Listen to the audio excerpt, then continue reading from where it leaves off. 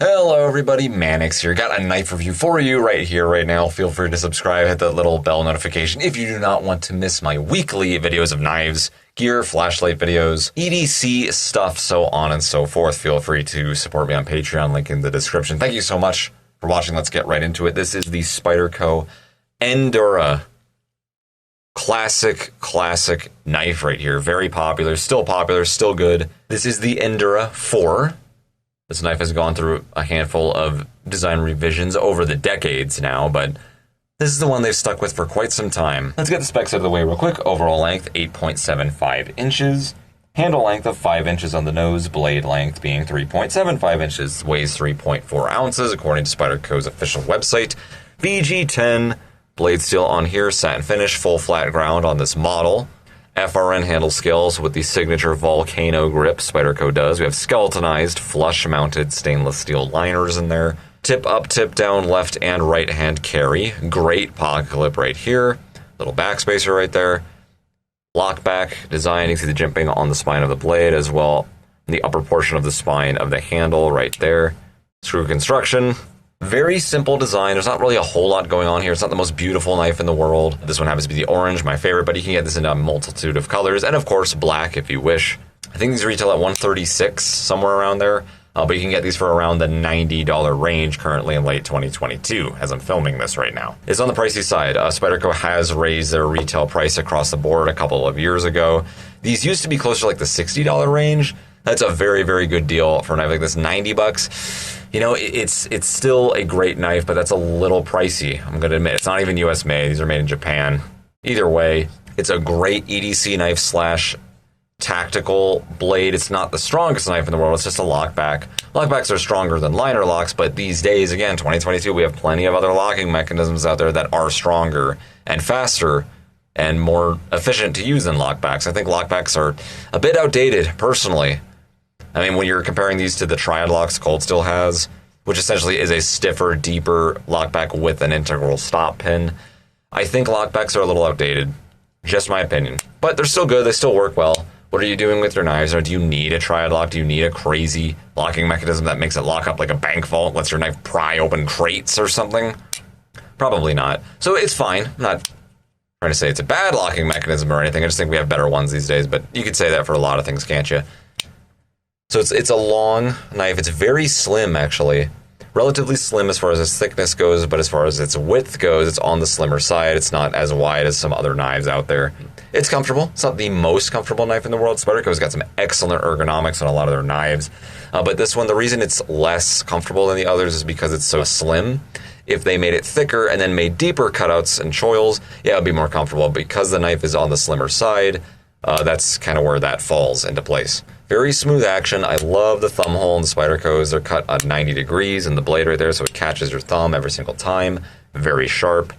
Once you scooch up here in this upper choil right here, you can really lock your thumb into that jimping, get some control. But you can scooch down here if you wish. As you can see, the cutouts right there, the way they land. Use that jimping on the spine of the FRN here. It works okay. It's not the most sharp or anything, but it works good enough. It's about as good as you can get it with a steel bar sliding around the way right there, without cutting into the steel bar itself. But great piercing blade shape. Overall, great blade for piercing.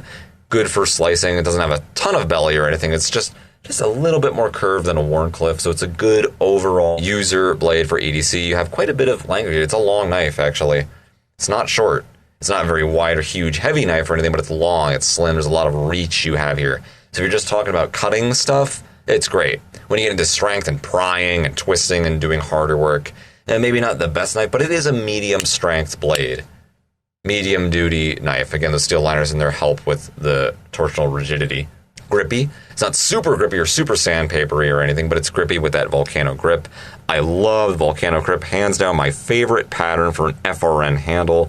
You can see it's lopsided. If you look very closely, you can see, there we go. Sorry, the camera's making the colors flicker like crazy. The rectangular cutouts or trapezoid-like cutouts are pointing towards this center piece right here.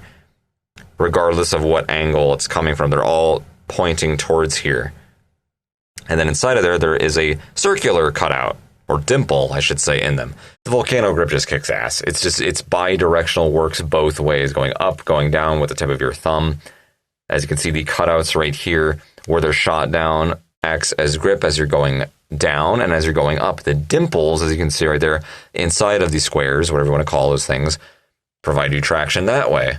Not quite as much, but it works. It's a very, very ingenious design. It's really cool. Kind of mimics a spider web almost, how they're all pointing towards this flattened portion right here with the logo right there. Speaking of the logo, that's where the pocket clip will land, whether it's tip down or tip up. So you don't have it shredding up your pocket too much. Not that this is super grippy or anything, but it's a nice little touch. It's dropped right down on the flattened portion right there. Cold Steel, could you please take that into account on some of your knives without losing too much grip? You just have a flattened portion where the pocket clip is meeting the handle. Excellent.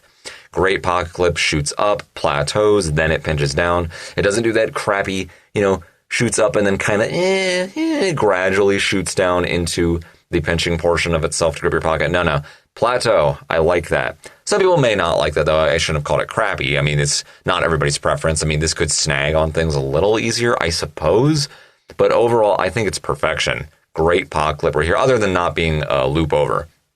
Some people want the loop over pocket clips. I like them. I don't mind them, but sometimes I like this. I like having a little bit of extra grip to grip onto. Nice attention to detail right here. The cutout in the pocket clip accommodates the lanyard hole as well as the pivot screw if you chose to put it up here. That's a nice little attention to detail. It looks proprietary. It doesn't look like a crappy pocket clip was just kind of slapped on there last second. It looks like this pocket clip was designed for this knife in particular. It's very proprietary. I like it. Good looking. So it's pretty comfortable. It's long. There's a lot of reach here for the knife. It's very lightweight for the amount of cutting edge you get right here. There's a lot of edge to work with. The VG10 is a great blade steel.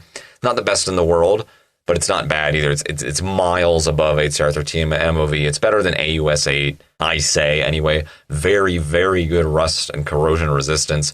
Good edge retention. A little bit on the harder side. It's a little bit more brittle, but that's just kind of what you have to pay for if you want better edge retention. Your blade's going to get harder. You just have to put up with that. But again, very good corrosion and rust resistance. Good all-around blade. It's a notch above the industry standard of what most knives you'd get in the sub $100 range, I say.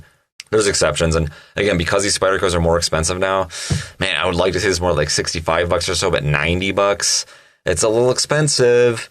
Almost $100. It's a great knife. I like it. I like everything about it. It's a very overall good general purpose, longer, somewhat defensive blade because you have a decent locking mechanism on there. There's good lockup. It's fast enough for what it is for being a lockback knife. Flicks out every single time with no wrist movement required.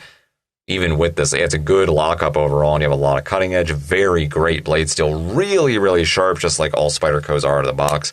You have great jimping on here. Very versatile. Carries very well. It's a good overall medium use knife. And you have a lot of reach, too, for its weight. So it's a good backpacking blade. It's a good backup blade if you have a big old tactical blade on you and you want another longer knife, but you don't want to bog you down too much with the weight. This is another option for that. Very versatile. It's not, again, not the most like melt in your hand. Oh my God, you got to feel this, dude. Oh, it's not like that, but it's comfortable enough, And again, because of its slimness, that's just kind of what you have to pay for. It's really a great knife overall. There's a reason these things are so popular. Very general purpose, versatile knives right here in the Enduras. You can step down to the Endala, or Endella, however you say that, if you want it a little bit shorter. And then, of course, the Delica, if you want something even shorter than that. But if you want the longest version they have, get the Endura right here. And then they have the Spyderco Police, which is even longer than this. It's technically not in the Endura lineup, I don't think, but it looks a hell of a lot like this knife, and it's just longer. So if you want an even longer knife, you can look into the Police. One last thing I'll mention right here, little indentation right here for the lockback. The idea behind it is that it's supposed to help from preventing you from accidentally disengaging it while you're trying to squeeze it down. Yeah, it does work for that, but if anything, it just makes disengaging the locking mechanism slightly more comfortable. That's pretty much it. Yeah. Instead of hitting a bar and fighting against that with your thumb, you're just hitting a little, here you go. Gonna make this a little bit easier for you, thumb. That's kind of what that makes me think of. So great user knife / pretty good defensive knife. That's where this Endura lands. It's just expensive, like pretty much all Spydercos are now. They're not cheap knives. They're like, oh, it's a great deal, you got to get one. No, it's expensive. Close to $100 for this. It's good. The fit and finish is good. The quality is good. But there's other knives that have just as good fit and finish and quality for $60. That's kind of where I land with this knife. It's just a little bit expensive, like all the Spydercos are across the board. I mean, it's not the strongest knife either. That hole can become a weak point if you're like prying with it or something. And on top of that, it is somewhat of a thinner blade. It is FFG, which I prefer, but it's not meant to be a super hard use knife. So if you're complaining about the knife cracking because you're trying to pry something open with it, I think that's not exactly a fair test, but to each their own. I do really like the knife overall. That's why I bought it. So across the board, great EDC, everything defensive blade. This is overall, it's great. Yeah, some knives are going to be a little bit better for defense and stronger uses, but those knives are bigger, chunkier, heavier, clunkier. This is a little bit lighter weight, a little bit more nimble, a little bit more balanced. It's featherweight light for all that edge you're getting. I really like it. So yeah, Spyderco Endura, great knife.